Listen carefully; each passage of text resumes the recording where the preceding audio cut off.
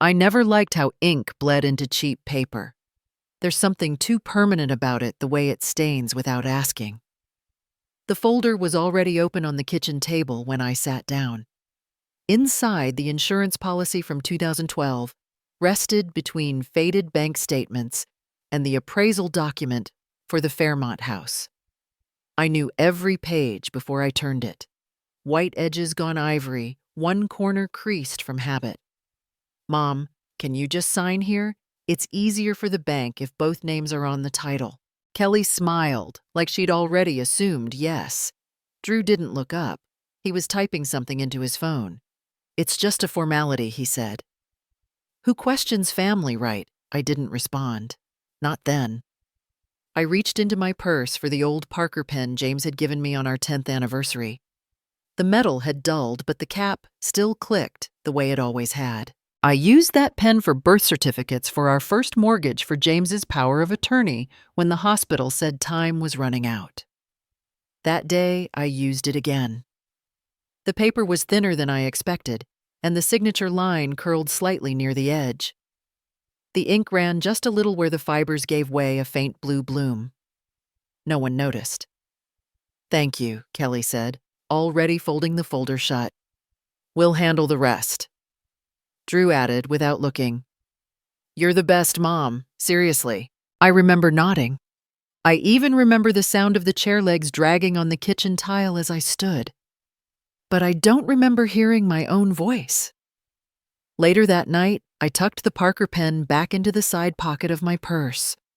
I didn't cap it right the first time, and it left a mark on the lining. I never cleaned it.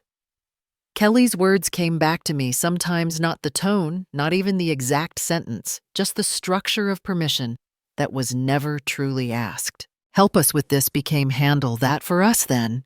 You've always done it, and eventually nothing at all." "Only names we need are ours," I once overheard Kelly say at a family gathering. She was talking about holiday cards. I remember the way she smoothed the edge of the envelope with her thumbnail, so precise. It's simpler without too many details. Cleaner. Drew didn't correct her. He never did. That winter, when they sent out the cards, there was a photo on the front. Matching sweaters. Their dog. The kids. The names underneath were typed in gold. I turned it over in my hands twice, wondering if perhaps they had forgotten to include mine by mistake. There was no mistake. I stopped putting the cards on the fridge after that. I kept the pen, always in the same place, even after I stopped signing much of anything. When the bank started sending things electronically, I still printed the important ones out just so I could hold them, just so I could feel the weight of the paper in my hands before letting it go. Last week, I found the original deed to the Fairmont house in a filing box in the hall closet. My signature was still there. Neat, deliberate. Below it, Drew's handwriting rushed leaning left. Kelly's was missing. She hadn't been on that one yet. By the time she was mine, no longer mattered. "You've always been good with paperwork," Kelly told me once, while passing a pile of school forms across the table. "You don't mind, do you?" I didn't say no. At Olivia's birthday last year, I offered to help set up chairs. Kelly turned smiling, that polite sort of smile that never quite reaches the eyes. "Don't strain yourself. Just relax. We've got it." I stepped back, watching as she instructed Lindsay and Chad where to put the party favors. Someone handed me a plate, no fork. I didn't ask for one. Later that evening, Olivia hugged me. Her hair smelled like strawberries and sunscreen. "Thanks for the bracelet," she whispered. "Did Mommy say you could come next time too?" I smiled, but I think it must have looked uneven. The bracelet had a single silver bead with her initial carved into it. I'd strung it the week before one afternoon when the kettle was on and the house was too quiet. I made one for Ethan too. His was still in the drawer, wrapped in brown tissue paper with a note that read, "For your next adventure." He never received it. In the insurance folder near the back, there was a yellow post-it from James's handwriting. Faded. Curved. Ask Eleanor before signing. Underlined twice. I traced the words with the edge of my nail, then closed the folder carefully and slid it back into place. There are things I should have questioned, not because I didn't trust them, but because trust shouldn't be blind. Trust should feel like two hands, not one giving and one taking. Somewhere along the way, I became the hand that signed. Drew once told me, "You always know what's best for everyone. It's why we count on you." That was years ago. I can't remember the last time someone counted me in. Sometimes I wonder if James would have noticed the ink bloom. He had an eye for paper for texture. He'd say things like, "This one's too slick," or "This one holds the pen right." When we signed for our first apartment, he triple-checked every number, every date. Then he handed me the pen and waited until I finished. "Looks better with your name next to mine," he said, and kissed my temple. That pen is still here. I used it again in 2012. Sat at their kitchen table. Signed a line under the phrase co-owner. Folded the paper back neatly. Handed it off without looking up. No sound. No weight. Just ink and paper and a belief that names meant belonging. That day I didn't ask. I thought trust was enough. I've stopped assuming there will be a place for me. The invitation came late. A group text that wasn't labeled with my name, just a string of replies above it. "We're doing something small for Olivia's birthday. Saturday at 5. No punctuation, no question mark." I arrived early anyway, I always do. Not to intrude, but because it takes me longer now to walk from the curb to the door. The lights inside were already warm, the laughter already rolling. Through the frosted pane, I could see movement party hats, ribbons, someone in a striped sweater. I stood still, letting the hum reach me in full before I knocked. The door opened with a pause that felt practiced. "Oh, you're here," Kelly said. "Come on in, but don't worry about helping. Just relax tonight. You probably don't care much for this kind of thing anyway, right?" She turned before I could answer. Inside, Olivia spotted me first and ran over arms around my waist. Her voice was low. "I saved you a cupcake," she whispered, then darted back toward the kitchen. There were already 12 chairs around the table. Lindsay and Chad had one each. Susan Kelly's mother sat nearest the head, arranging silverware with the confidence of someone who belonged. No one stood to shift anything when I entered. A folding chair leaned against the wall near the recycling bin. No one looked at it. Kelly gestured toward the Island Coup. The store-bought cake sat in the center of the table, piped with her name in swirled letters and ringed with plastic flowers. I looked for a card. There was one signed by Kelly Drew and Grandma Sue. No mention of me. Drew caught my eye for half a second as he passed with plates. "You okay over there, Mom? You like the quiet spots." I opened my mouth, then closed it. The apron Kelly wore read birthday crew. Lindsay wore a matching one. Chad had a hat. No extras were offered. The candle lighting happened before I noticed. Everyone had already gathered. Olivia stood at the head of the table while someone dimmed the lights. I remained by the kitchen sink, watching the reflection of flame flicker on the microwave door. "She loves when everyone sings," Kelly said from across the room. "It's become a tradition, our tradition." Drew began the song slightly off-key. I mouthed the words, but didn't project them. No one turned. After the cake was cut, I reached for a small plate. Kelly passed one down the line, but it didn't reach my side of the kitchen. I used a paper napkin instead, folded into quarters. Olivia brought me a slice with too much frosting. "This one had a bubble," she giggled. I picked it special. I kissed her temple. "You always remember the smallest things." She grinned. "Mom says I got that from Grandma Sue." I didn't correct her. Later, someone suggested a group photo. The adults gathered near the banner in the dining room. I waited near the hallway, holding Olivia's cardigan. I thought perhaps they were arranging a spot for me, but the camera clicked before anyone called my name. Lindsay checked the photo on her phone. Perfect. Everyone's in. The flash had left a small shadow in the corner where I stood. Kelly began cleaning plates before the final gifts were unwrapped. Susan poured the last of the lemonade into a thermos. The box I'd brought was still untouched. It'll keep, I whispered to myself. It always does. I stepped outside quietly, needing air. The porch light buzzed faintly. I leaned against the railing, eyes on the gravel path. Behind me, the sliding door opened. Chad's voice floated out. "Who's that by the fence, just?" Eleanor Kelly answered. "She likes to keep to herself." The door slid shut again. I sat on the bench Drew built in high school. The paint had chipped. One of the slats squeaked when I shifted. Inside, they laughed again, something about the candles relighting themselves. I remembered buying those once years ago when Olivia was barely 3 and blew them out before anyone could sing. I brought the cake home that night.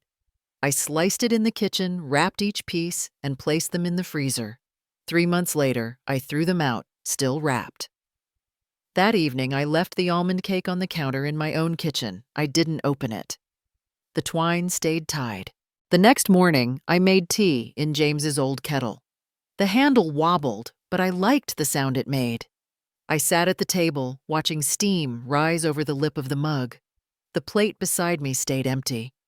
I've learned not to assume I'll be part of the table. Sometimes presence isn't enough. Sometimes you can be in the house holding a gift standing in the light and still be left out of the picture. I looked at the photo Lindsay had posted later that night. 12 people, 1 cake, a caption that read, "Our little circle." There was no space between the words, no comma, no pause. I stared at the screen, then flipped the phone over and left it face down. There was nothing wrong with the cake. It was just forgotten. And I watched the dinner from a few steps away, realizing something I hadn't said out loud until then. No one set a chair for me. I don't check my email often. Most things that matter don't arrive digitally. That morning, I opened the laptop, only because the electricity bill had come in higher than usual. The cursor blinked slowly. The fan groaned like it always does when it's been asleep too long. I clicked through tabs out of habit. Utility site. Church bulletin. Weather. And then an unfamiliar subject line. Final travel confirmation, Whitman. Family 8 guests. I paused. My eyes caught the number before the names. 8. I clicked, not thinking. Inside the email, everything was organized. Color-coded headers, bolded check-in instructions, clickable links for flight tracking. Villa name. Departure time. Excursion add-ons. And a section labeled Travelers. Drew. Kelly, Olivia. Caleb. Susan Prescott. Lindsay Prescott. Chad Reynolds. 8. No Eleanor, no Grandma, no me. I stared at the screen, rereading it 3 times, as if a name might appear the 4th time around, tucked in at the bottom, quietly added as an afterthought. The contact email was Kelly's. The reservation number matched the one I had helped secure 2 years ago when we first discussed the trip, before things shifted, before my place started disappearing in ways that didn't raise alarms, only questions I was too careful to voice. I opened the drawer beneath the printer. Inside was the navy folder I had labeled Hawaii 2020. I pulled it out gently, each tab still intact. The old itinerary had my name at the top. My signature in blue ink slanted slightly right. I had printed each detail, then confirmation numbers, seat assignments, snorkeling waivers. There was a note tucked inside, a square of yellow paper. Drew's handwriting. Sloppy and rushed. "Mom, I want all of us to go. Olivia will love it. Thank you for making it possible. Love, D." I traced the letters with one finger. The ink had smudged a little at the edges, like it had been folded before drying. I glanced back at the screen. Different font now, different structure, and no mention of me. I looked closer. The payment source was the same, still listed under Primary Billing E. Whitman. The trip still belonged to my account. Only the people changed. A message alert popped up in the corner. From Drew Hay, just checking if that last payment for the villa went through. Kelly said the agency needs to verify the card. I didn't answer. The message stayed unread, though I had seen every word. I pulled the old paper copy closer and placed it beside the new itinerary on screen. 2 different versions of the same trip. One with me holding the pen. One with me erased from the frame. They hadn't canceled me. They had overwritten. I remembered what Kelly said the last time we spoke about the arrangements. You're good with this kind of thing. It's just easier if someone quiet handles the details. Quiet. That's what I had become. I stood and walked slowly to the shelf above the sink. There, behind the chipped ceramic pitcher, was James's watch. The clasp had broken years ago, but I kept it anyway. I wound it once. The tick didn't start, but the gear tensioned the way it always did, as if remembering what time used to mean. The last time James and I flew together, he held my hand the whole takeoff. He hated turbulence, always did. But he loved the window seat, and he loved the beach. I brought that memory back without asking it to return. I thought of Olivia, how she once collected seashells and called them earstones, convinced they held secrets. I had planned to take her to the lava rocks this year, show her how tide pools cradled whole worlds. I had mapped it out on a notepad still sitting by the phone. No one had asked if I still wanted to come. They hadn't said I couldn't. They simply built a version of the trip without me in it. It's more efficient this way, Kelly had said weeks ago, referencing the group chat I was no longer in. Too many cooks, you know. I had nodded, then unsure if she meant me. The email included a line at the bottom, confirm traveler details before April 5th to avoid cancellation. I hovered over the link but didn't click. The names were already confirmed. Only mine was in question. In my folder next to the old receipt was a sticky note I had forgotten. A packing list. Lavender candle, James's photo bracelet for Olivia, travel socks. I had written it months ago. Underneath, I had scrawled one more item, don't forget why. I folded the paper carefully and slid it back in. Last year, I had sewn a small satchel for each of them hand-stitched initials, little pockets for sunscreen and jelly beans. They were still in my linen drawer. No one had asked about them. I remembered the time I wasn't in the holiday picture. Oh, it was just the immediate family version, Kelly had said. You know, core group. As if I'd somehow drifted to the edges while still standing in the same room. I didn't say anything that day. I just stepped aside. I kept thinking it would circle back, that one of them would remember. That morning, I sat with the watch, the folder, the email, and the sound of James's voice in my head. He used to say, if they don't invite you to the table, don't wait for a chair, build your own bench. I looked again at the spot on the itinerary where a name had been replaced. Same line, different signature. The blue ink that once bled into the paper had now dried into someone else's stamp. I didn't reply to Drew. I didn't forward the email. I didn't mention it in the church call later that day when Carol asked if I had summer plans. I just stared, unblinking, at the line where my name used to be, and I let silence make the record. Some things don't need to be said out loud to be decided. The folder was heavier than I remembered, though the contents hadn't changed. Property deeds, old tax stubs, copies of notarized forms where my name had always sat quietly in the margins, offering support, but never seeking notice. I placed it on the table and opened to the section labeled Home.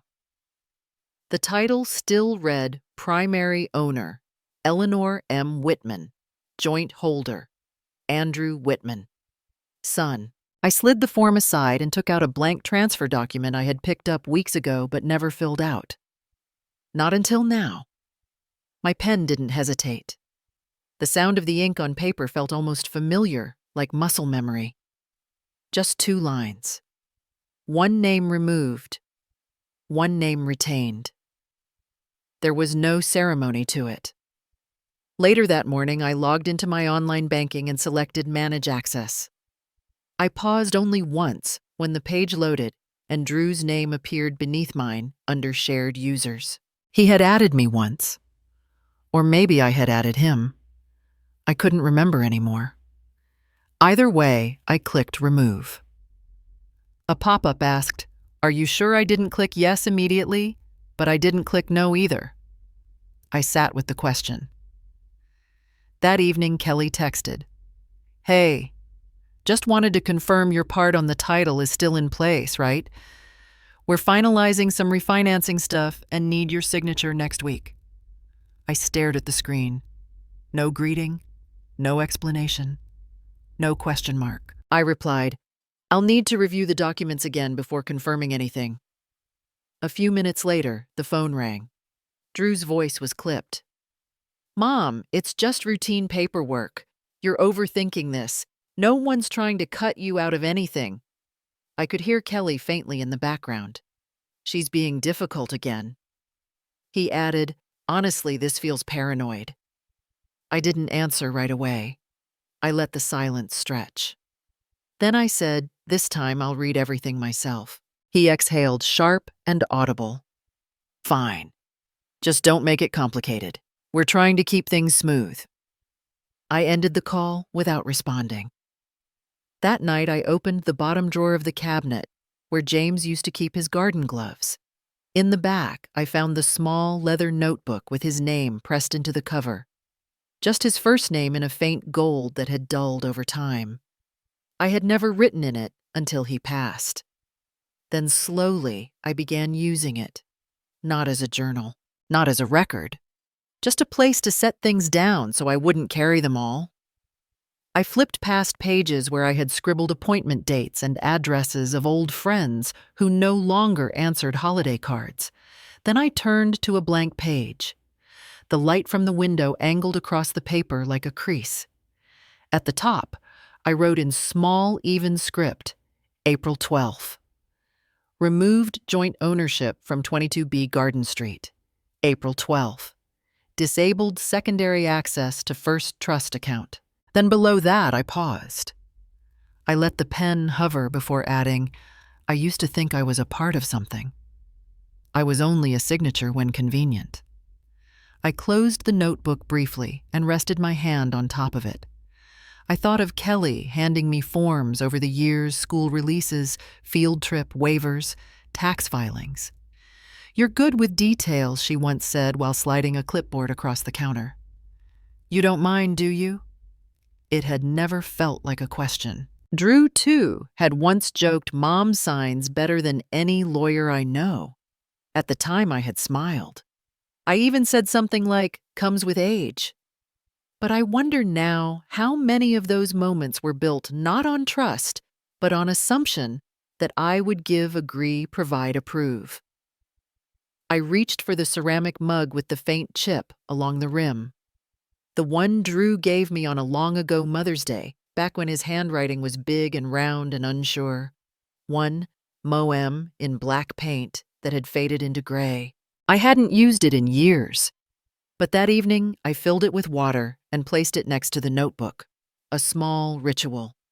Something only I would notice. Later, I opened the drawer beside the phone. Inside was a neatly folded copy of the health proxy Kelly had asked me to sign the previous fall. "It's just precaution," she'd said, then just in case. I didn't sign it. It was still there, unsigned, untouched. When James was alive, we used to have long discussions about contingency. He believed in preparing things and lining up what-ifs. I believed in trust. Maybe we were both right. Maybe we were both wrong. I slid the proxy beneath the folder and returned the drawer to its quiet place. The next morning, I received another message. Hey, just checking in. Did you get a chance to look at the paperwork the broker's asking again? No name signed. Just expectation. I read it, then left it unread. I turned back to the notebook, reopened it to that same page. I added one more line.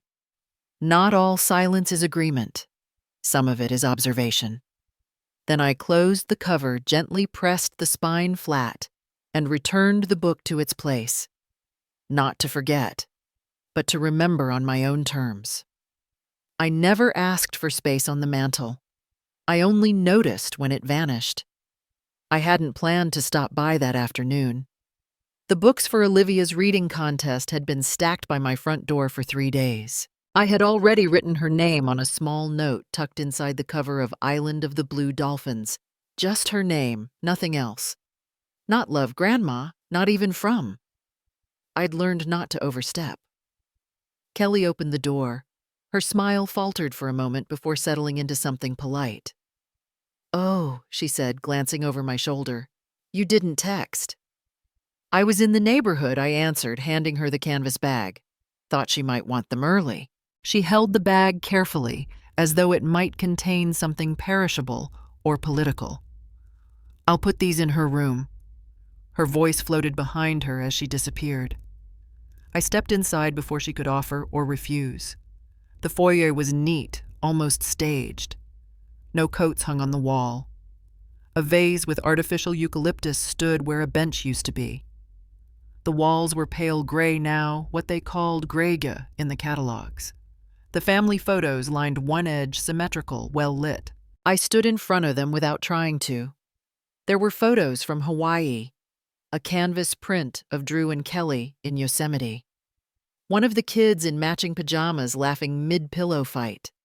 A formal wedding portrait with Kelly's parents, her grandmother seated proudly in the center. No trace of the one I remembered Drew in his cap and gown standing between me and James, both our hands on his shoulders. I turned slightly and caught my own reflection in the glass. It looked like someone pausing for breath. The light caught the silver in my hair more sharply than I expected. Footsteps above. Olivia called, I'll be down in a sec. Kelly reappeared.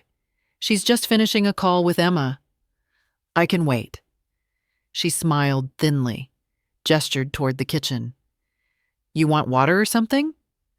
No, I'm fine. I wandered further into the living room. The tall bookcase had been reorganized.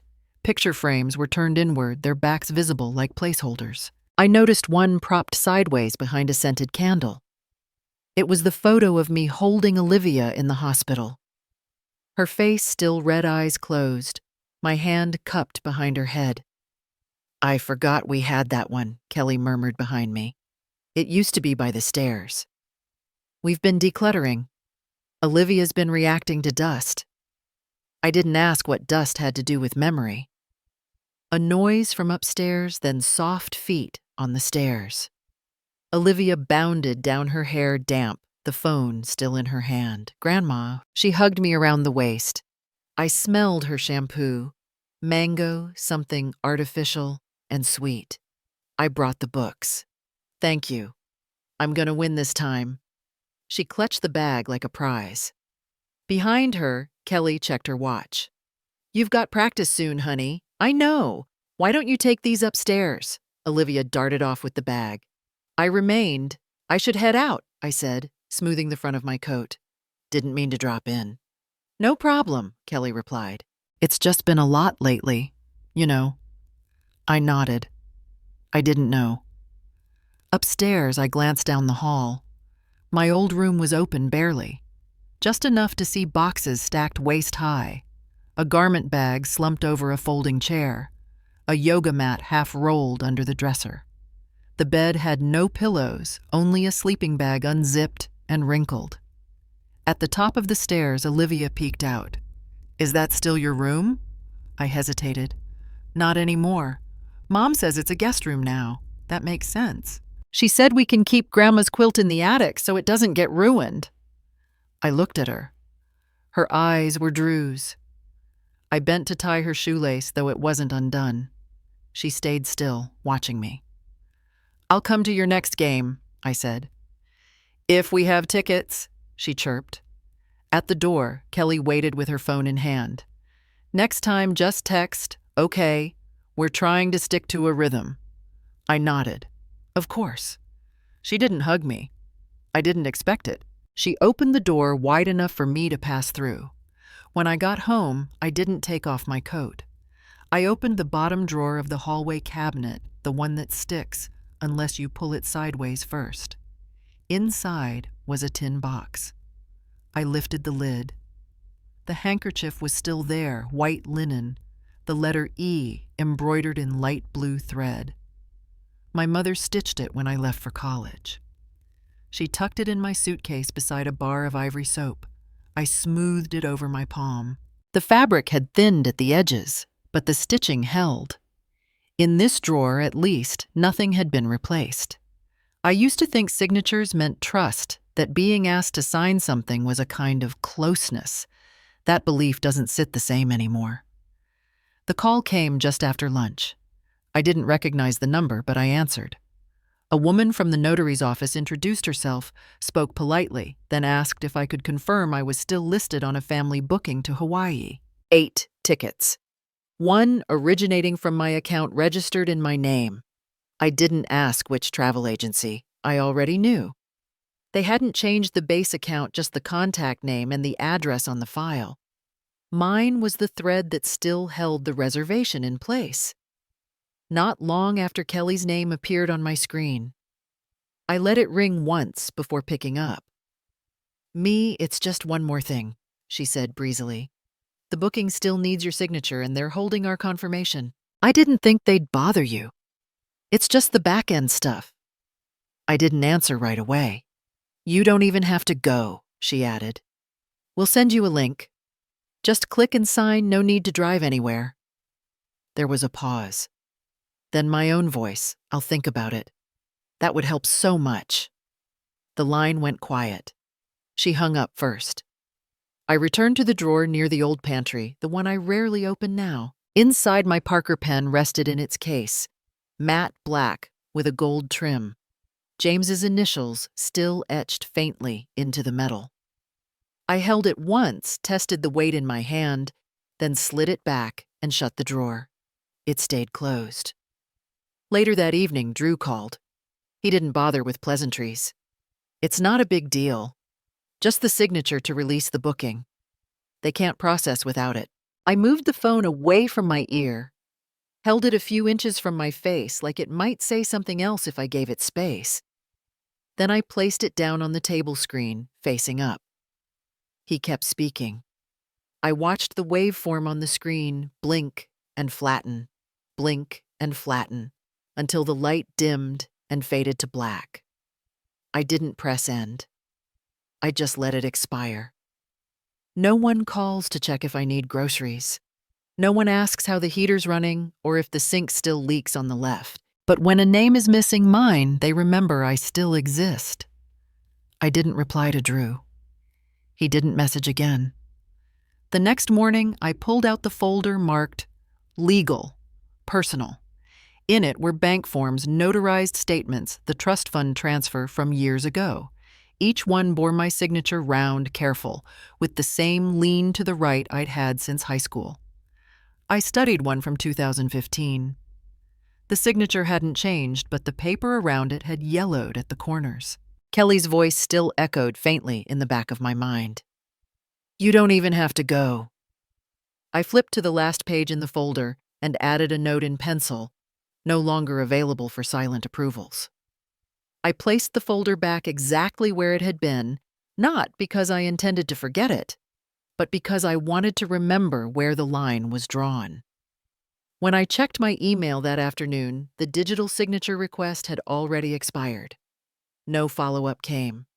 Not from the agency, not from Kelly. I boiled water for tea. The kettle let out a slow exhale, not a whistle. I'd forgotten to replace the seal last winter, and now it sighed instead of shouting. I preferred it that way. There was a message blinking on my phone screen. A group chat. Olivia had sent a photo from a beach catalog. This one, right? The message was meant for her parents, for Lindsay, for Susan. My name wasn't listed among the recipients, but the alert still showed. The app hadn't updated the permissions yet. Below the photo, Drew replied, "Mom's name is still on the file. We'll remove it once the payment clears." Kelly added a thumbs up. No one noticed. I could still read it. I closed the phone without replying, without blocking.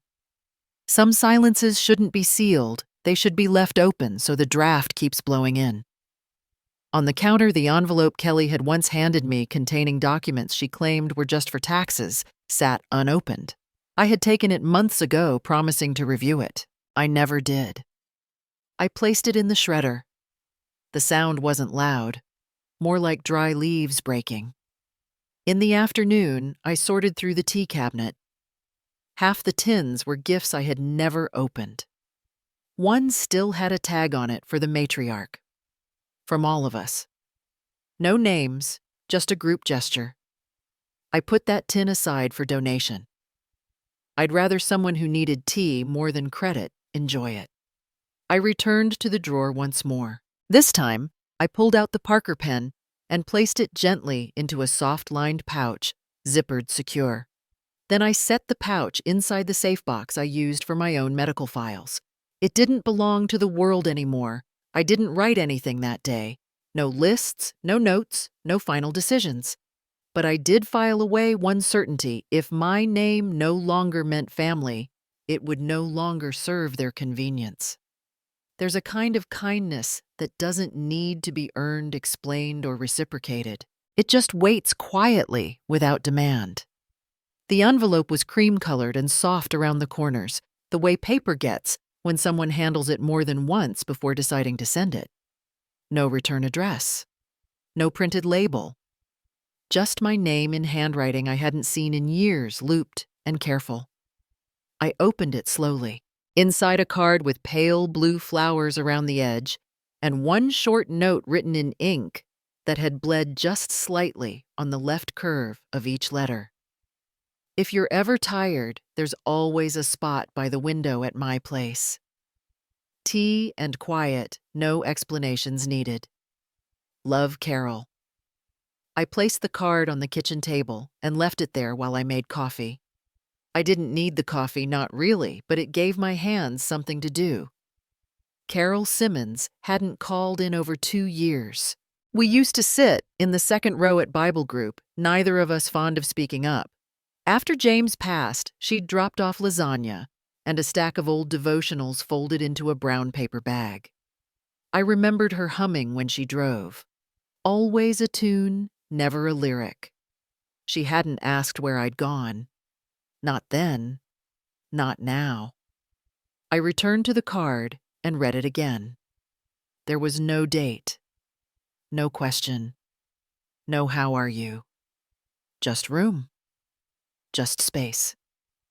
I pulled out the canvas bag I kept for overnight stays. It still smelled faintly of lavender and starch. I set it on the chair and began adding what I knew I'd want. Not what I should bring. Not what someone else might need from me. First, the small ceramic mug with the hairline crack that traced from rim to base. Olivia had painted it when she was 6. It had lived on Drew's shelf once, but I found it boxed with garage items last spring. I brought it home without mentioning it. Now it went into the bag, wrapped in one of James's old flannel shirts. Next, the brown leather notebook. James's initials were stamped in gold, but the letters had worn thin over time. I used it for small things, notes about bills, reminders to call the pharmacy lines of scripture that landed differently after I turned 60. I added a framed photo James in a gray sweater holding a slice of pie and trying not to smile. The frame was thin metal, slightly bent at the back corner. I hadn't hung it. I kept it in a drawer. Last, I placed a pair of socks with fading stripes and a book I never finished, pages still marked with a receipt from a grocery run I didn't remember making. My phone buzzed once. A message from Kelly. "Mom, are you coming by? Olivia keeps asking." I stared at the screen until it dimmed. The message didn't say, "We miss you." It didn't say, "I'd like to see you," just a transaction. Olivia as middleman, a buffer. I turned the phone over and set it face down beside the card from Carol. I made no calls, no lists, just space. There was no anger in it, only stillness. I folded the sweater differently and adjusted the cup so it wouldn't shift. Outside, the wind pushed leaves along the curb, never asking where they came from. Inside, I moved slowly, careful not to disturb the quiet. I didn't pack the picture from Drew's graduation. I didn't take the keychain Olivia made from beads spelling Grandma E. I didn't reach for the house deed or the travel forms or the will. I packed the silence. The phone buzzed again. I didn't check. Some part of me remembered Kelly's voice 2 years ago, sharp and low across the dining table. "You don't need to be at every decision, Mom. It's exhausting." I hadn't replied. I'd refilled the water pitcher and returned it to the fridge. The sting didn't come from the volume. It came from how practiced it sounded. I checked the mug again. The crack hadn't grown. I ran my thumb along it and set it gently back into the nest of flannel. When I was young, my mother used to embroider her name into cloth. Always the inside hem, never the front. "So I know I made it," she told me once, "even if no one else does." I thought about stitching something of mine, then decided against it. This time, I didn't need to be remembered, just intact. I went to the small bookshelf by the window and removed a single card, one I'd never sent. Pale green blank inside. I wrote 2 lines. For once, I packed without needing to return. I didn't sign it, didn't seal it. I placed it inside the bag anyway. When I zipped the bag shut, the sound felt clean. No drama, no mourning, just readiness. The envelope from Carol stayed on the table. I folded it once, then again, and slipped it into my coat pocket. By the window, the curtain moved slightly in the breeze. I didn't look at the clock. I didn't check the calendar. This wasn't marked. It didn't need to be. Some messages sound louder in silence than in sound. I didn't hear a chime, but I knew the phone had lit up. It had that quiet glow it gets when someone still expects something from you. The message came from Drew. "Hey, Mom, any chance you're free this weekend? We could really use your help with the kids. Kelly's been under the weather, just one day. No mention of last month's documents. No reference to the phone calls I didn't return. Not a single word about the vacation booking the erased name or the voice that once said, 'It's just easier this way.' Just a soft, polite ask light as if nothing had broken. I read it again, then once more. There was no, 'Would it be okay?' No, 'Are you up for it?' Not even a 'How have you been?' Only, 'We could use you.' The words weren't cruel. That would have been easier. Cruelty has an edge you can trace. This was smooth like water over stone, gentle, but certain in what it wanted. I turned the phone over so the screen faced down. My thumb hovered above the wood grain of the table, tracing one shallow dent I'd never quite managed to sand out. James made that mark years ago, trying to open a stubborn jar of honey. The lid had popped and the knife had slipped. He laughed. I'd laughed too. Then we kept the dent as proof of something real. I stood up and walked to the shelf where I kept the old notebook leather cover, faded corners softened with use. I opened to a page I hadn't read in weeks. At the top, written in ink that had since dulled, "I think I'll go back eventually. I still want to be part of it." I stared at that line for a long time, then picked up a pen and drew a single line through it. Not an erasure, not a rewrite, just a quiet line. Not gone, just not true anymore. I didn't flip the page. I didn't write something new. Some things aren't meant to be replaced. They're meant to be acknowledged. In the kitchen, I filled the kettle and took out the tin of mint leaves I'd saved for weekends. a gift from a neighbor who'd since moved. I liked how the steam curled differently with mint. It didn't rise, it wandered. The phone buzzed again. Totally understand if not, just thought I'd ask. Still no. Sorry, still no.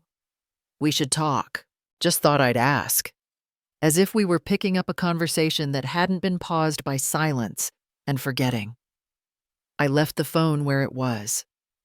My mother used to say that real apologies are heard before they're spoken. I used to believe that. Now I think they're seen before they're heard. If someone's truly sorry, the shape of how they move changes. They tread softer. They carry less certainty. They don't ask you for favors without first carrying the weight of what they did. The mint steeped slowly, darkening the water just enough to change it. I didn't need the tea. I needed the space. I pulled out a cup from the second shelf. Not the usual one.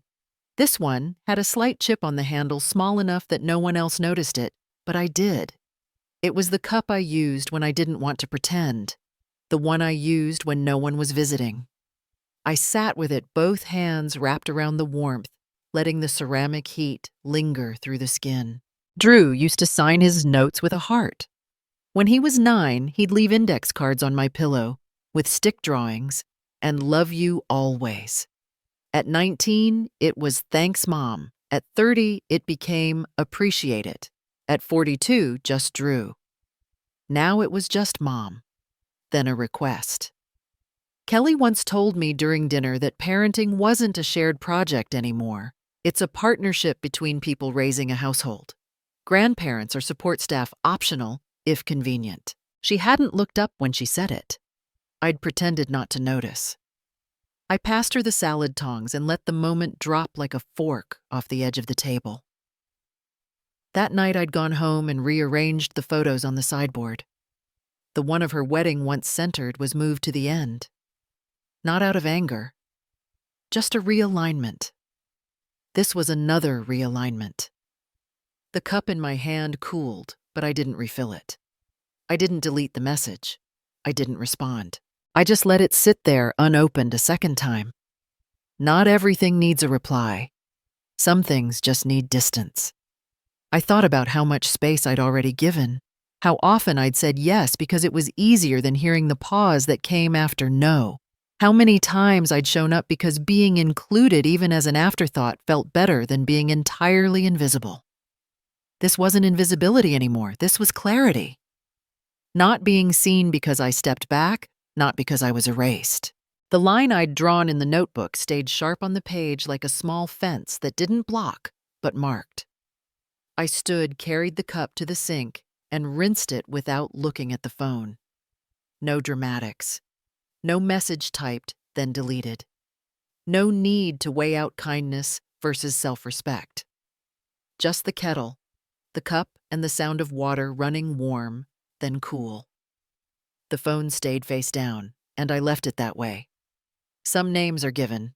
Some are worn like borrowed coats, stretched at the shoulders, tight at the wrists. And some are chosen stitched back together, one thread at a time. At the counter, the woman handed me a clipboard. Her nails were short, clean, painted a neutral beige. The nameplate on her lanyard read Jasmine, name of primary account holder. I hesitated just for a breath. Eleanor May Whitman. I answered, then paused. Actually, just Eleanor May. She looked up briefly, then nodded and typed without asking why. The Whitman part hadn't belonged to me for a long time. It sat like residue on letters I hadn't opened in months. Still, it followed me on forms on cards, on the few accounts Drew hadn't bothered to update. Not because anyone cared, but because no one thought to ask. I spelled it out carefully on the form, not rushed, not embarrassed. I used block letters, neat and sharp. She handed me a second form. Name you'd like on the invoice. I clicked the pen twice before writing. Eleanor May. No Mrs. No middle initial. No reference to a son, a family, a house I no longer entered. Just my name. enough to fill the space and no more. At the hardware store, I spent $7 on a small plank of wood, some stencils, and a brush. The cashier rang it up without comment, but his receipt listed the item as name board, custom. I painted it that night, one stroke at a time, slow enough that the bristles didn't leave streaks. The E came easily. The M took 2 tries. I let the first version dry, then sanded it down with quiet care. No rush. I wasn't trying to make it beautiful, just honest. When I hung it beside the mailbox, I stepped back and looked. Not to admire, but to see if it fit. It did. Not perfect, but it fit. No Mrs. No Mother of, no Grandma Ellie, just a name. The next morning, the tea arrived. A man in a yellow jacket stood on the landing, holding the box with both hands. Delivery for Eleanor M. He confirmed, glancing at the label. You the homeowner? I nodded. You live here alone. I didn't answer right away. I didn't need to. I'm the one listed, I said. That's enough. He smiled and handed over the package without needing more. Inside the box, lavender, mint, jasmine, pearl, and chamomile, all loose leaf. No strings, no tags, just leaves. Carol had ordered them. Her card was folded into the top corner with a ribbon, but no note this time. I placed the chamomile in a glass jar and labeled it with masking tape. Just the word evening. In the drawer where I kept old documents, I found the envelope with the booking records for the Hawaii trip. The one Kelly had organized, the one I'd funded before they changed the password on the travel portal. My name was listed on the original reservation under Eleanor W. Drew's mother. I unfolded the page, then slowly tore it in half. Not angrily, not dramatically, just across the middle. I folded the halves again and placed them inside a recycling bag. The kettle whistled. I poured the water over 2 teaspoons of leaves and watched them unfurl. Some things don't resist the boil. They open. When I was younger, I used to practice signing my name the way other women practiced cursive flourishes. I wanted mine to look settled, not fancy, just clear. Like a line someone could follow back if they got lost. Then I stopped signing much of anything. Drew's name went first on the forms. Kelly handled the travel bookings. Even Olivia's birthday cards were typed. Love from Grandma Ellie printed by someone else. I didn't mind at first. It was efficient, practical. But something shrank each time I saw a label instead of a name. At the DMV years ago, I'd filled in Eleanor Whitman, mother of Drew, for a change of address form. A clerk had commented, "That's oddly specific. Most people just put their name." I remember laughing and saying it helped them keep track. Now I understood I had let them forget me in pieces. Not all at once, just line by line. This time I was writing mine back in. I pulled out a blank sheet and wrote in ink, Eleanor May, no title. No relationship in parentheses. Just the rhythm I chose. There was a stillness to the room afterward. Not silence, just stillness. Like the air had agreed to hold something and not spill it. I folded the paper and slid it into the back of the drawer where I kept stamps, paper clips, and the return address labels that still used the old name. I'd replace them. Slowly. One order at a time. When the phone buzzed again that evening, I let it ring twice before looking. It was Drew. No photo attached anymore, just the name and the preview of the message. We forgot Olivia has a school play next month. Thought you'd want to come. There was no time, no place, no real invitation. Just a vague mention, like tossing a line into water and hoping something bites. I didn't reply. I didn't mark it unread. I didn't mark it at all. I simply turned the screen off. I'd seen enough. The tea had cooled slightly. I drank it in small sips, not for warmth, but for weight. I kept the mug beside me longer than I needed, not because it was special, but because I chose it. That mattered. The tag on the mug simply read, "Stoneware, made in California, nothing more." That was enough. For now, so was I. Some books aren't meant to be reread. Not because they hurt, but because they no longer say anything new. The leather notebook sat in front of me, soft-edged and slightly warped near the spine. It had once smelled faintly of cedar and ink, but now it held only dust and pages I already knew by heart. I flipped through it slowly, not searching, just remembering the order of things. The early pages were dense. Precise dates. Printed names. Words underlined twice. Notes in the margins. Bank transfer without notice. Name removed from deed. Call not returned. A page with no ink, only a faint indent where the pen had paused without writing. Another where I had written a single word again and left the rest blank. There were pages where lines had been drawn through entire entries, not erased, just crossed out. Some were diagonal slashes, swift and firm. Others looked like I'd pressed too lightly, as if unsure I wanted the line to stay. Halfway through, I found the page marked "Flight Change," not informed. I ran my finger over it. The ink hadn't faded, but it felt quiet now, like reading someone else's handwriting. The last entry, dated 2 months ago, was shorter than the rest. Name listed only when needed. Nothing followed. Outside wind nudged the blinds, but the light through the leaves was steady. No shadows moved. No voices drifted in from the hallway. The kettle clicked off. I didn't reach for it. On the counter stood a ceramic dish with a lavender print. The glaze was cracked along the rim, but it hadn't chipped.